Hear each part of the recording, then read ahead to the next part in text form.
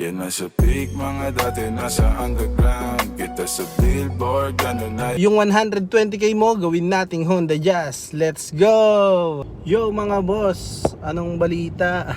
FD update lang tayo mga boss. Honda FD, yung 2011 nating MMC. Update lang.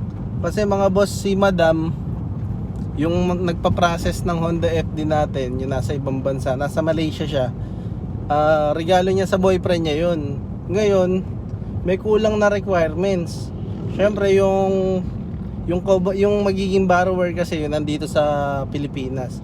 Ngayon yung naging co-borrower ay yung borrower natin mga boss, nagka-problema, binaha sa Quezon City. Ngayon hindi maasikaso yung kulang na requirements. Kaya ngayon yung Honda FD natin is naka-pending, pero ang ano naman doon, good thing naman doon is pwede pa nating applyan. Syempre first come first serve tayo. Hindi naman nagbigay ng reservation si Madam, kaya pwede pa rin natin pa-process. Ito nga pala yung chat ni Madam, oh. Mga boss, don't worry, dito sa Kabanatuan hindi kami binaha.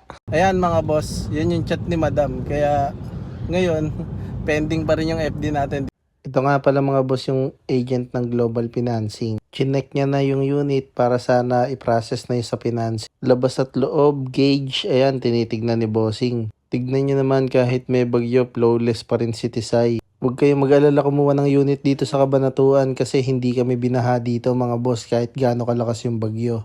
Ayan, makikita nyo mga boss, ni-stencil na yung chassis number at engine number mga boss. Ang problema nga lang, nagkulang ang requirements nung magpapaprocess. Kaya sa mga gustong humabol pa dito sa unit na to mga boss, puntahan nyo na. Ngayon naman mga boss, meron tayong bagong Honda Jazz 2009 model. Ito mga boss. Ayan mga boss, ito yung Honda Jazz natin. Ito yung loob. Naka-paddle shift na rin siya, matic. Okay. Ayan, naka 2 din na rin tayo. Tapos presentable naman yung loob. Ayan. Ang ganda ng Honda Jazz, kahit maliit yung body niya, maluwag pa rin sa loob. Yan oh. O, diba? Ayan, tapos yung tinakbo niya is 84 na. Ayan, check natin naman yung labas mga boss. Ito naman yung labas ng Jazz natin mga boss. Ayan, naka 17 na mags. Low profile yung gulong. Yan, sa body. Makinis naman siya mga boss, pero syempre dahil second hand yan, may mga dents na rin yan. Yan o. Tapos naka-carbon hood na rin tayo. Yan, carbon hood. 2009 model, makakapal yung gulong. Okay. Yan. Yan yung body. Yan o, makakapal pa yung gulong niyan mga boss. Yan yung likod, may reverse cam na rin. Tapos sa likod, sa loob, check natin, may konting kalat. Ayan.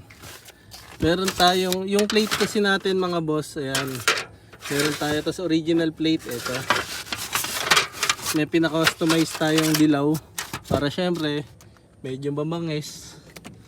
Ayan. Malinis yung loob niyan mga boss ko. Malinis yung ceiling. Yan, okay. Maluwag yung loob ng Jazz. Kaya kung kuha kayo, pwedeng FD, pwedeng Jazz. Tapos tipid din naman sa gas.